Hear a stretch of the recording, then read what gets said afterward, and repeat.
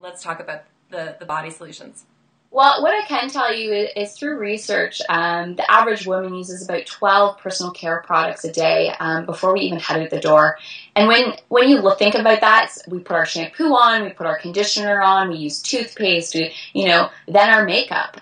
Makeup is a whole different topic, but within those 12 products, there's about 126 chemicals that we're putting on our skin and are being immediately absorbed into the bloodstream. And I mean, when you've only been up a couple hours and that's what you've done, what else have we touch base on throughout the day that actually hinders us within our toxic environment? But the one thing that I came across that I found really interesting was that all these people that promote natural products not necessarily are that. That's a new thing right now that's happening called greenwashing. And greenwashing is something that not a lot of people know about because people, brands traditionally aren't telling us about it because they want us to buy a product. So greenwashing is saying that we're natural, but realistically, we're not natural. So you need to be really careful with what you do. But for instance, day and night creams, I thought I was doing myself justice and saying, oh, this is a natural night cream. But pretty much there's about 38 chemicals in each of those different products that we're putting on. Everything from perfumes, fragrances, toluene, formaldehyde. Formaldehyde is one of the biggest things that are in a lot of our beauty products today. Yeah, And formaldehyde is very popular in hair straighteners. yes, definitely. And nail polishes. And so when you look at that kind of thing, formaldehyde is huge. I actually did a presentation for a lady who operates a funeral home, and she was telling me that the people that embalm us as we get older or as we die, they embalm us and they're using 50% less embalming because we have so much formaldehyde within our bodies that it's taking us up to 7 years for us to start decaying. Wow. So that for me was a huge eye-opener on the formaldehyde portion of it. A lot of our beauty suppliers, a lot of our, cleaners that we use on TV, they market it as, oh, it's so joyous and you're going to be beautiful and this and that. But realistically, if you read fine prints on a lot of things, it says wear gloves when applying or wear gloves when using the product. Just as an aside, I know of a great website. I think if people go on their search and they search Skin Deep, I think it's EWG Yes. Skin Deep. You can type in your I don't know, I think it's skindeep.com, or at least search Skin Deep EWG, and you can get to this website where you type in your product and it'll tell you, it ranks it. I think Yes. from like a 0 to a 7, and then you really want to be within the 0, 1, 2, 3-ish. That said, though, we are not trying, you and I both work with people to lose weight, and we're not trying to make drastic changes here. No.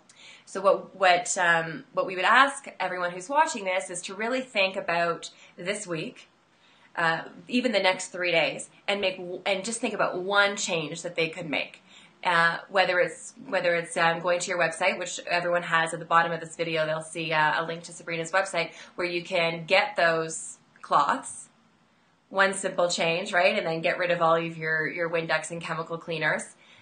Or looking at your body lotions and stuff like that, or your sunscreens, or your lipstick, your lip gloss, whatever it may be. But just make one change, even though you have all these options. One that you truly believe in, and that you believe that you can make the permanent change. Definitely, and I agree with that. Everything that we do in life, you can't just start and start changing everything, but like you said, baby steps and making that one change really does make a huge impact. And I see this in my clients daily, and they'll come to me and say, thanks so much for recommending this. I really see the difference already, which really makes me happy that, and at the end of the day, that's all I want to do is educate and inspire people to make that one change. Is there anything else that you can share with us regards to, adding to that list of not to-dos, but just adding to that list of knowledge, and then we can select our to-dos from that list? Yeah, definitely. I think the biggest thing too is starting when you start making those changes, think of what you do on an everyday basis. And it's hard because we are in our task-oriented ways and we have our routines doing everything. But think about what you do on a daily basis and how you can make that change. So again, if we're just going back to the Windex, if you know that you are constantly cleaning your windows, which I don't know how many of us are every day, but making that change so you're not inhaling that Windex, or making that change on that body wash, or making that change on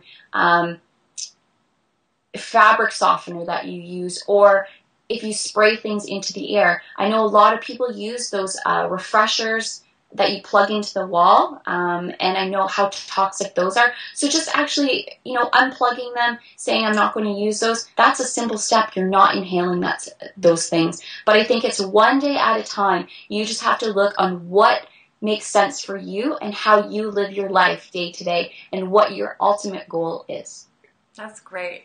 Thank you so much, Sabrina. I think my biggest change will be not necessarily the windows, but the kitchen counters. That's something. Now I do use my vinegar, but I do use paper towel. So I'm going to get those cloths, and I guess I don't even really need the vinegar anymore because I can just use the cloth with water on the kitchen counters. Right.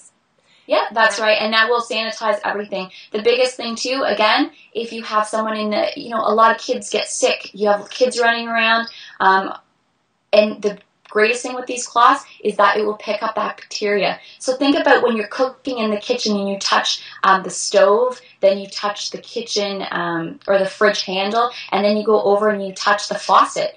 Just by using that cloth and wiping it off, those germs are being suffocated in there. Okay, awesome. Thank you so much. And to everyone watching, thank you for tuning in. I hope you enjoyed this weekly surprise gift. Remember, it's not only about what you eat and what you do for exercise.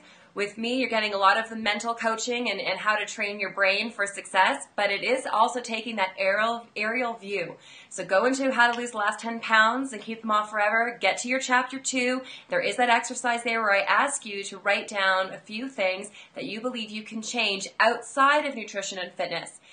Listen to what Sabrina is teaching you and just choose one. Remember, she's given you a long list of educational tools, but your to-do should be 1, 2, 3 maximum, I'd say, right? And baby steps, and then work your way through it and see how you feel.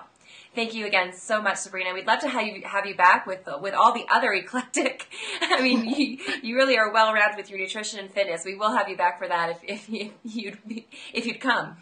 Definitely, I will, for sure. Wonderful. Thank you for having me. You're welcome. Okay, have a good day. Bye-bye.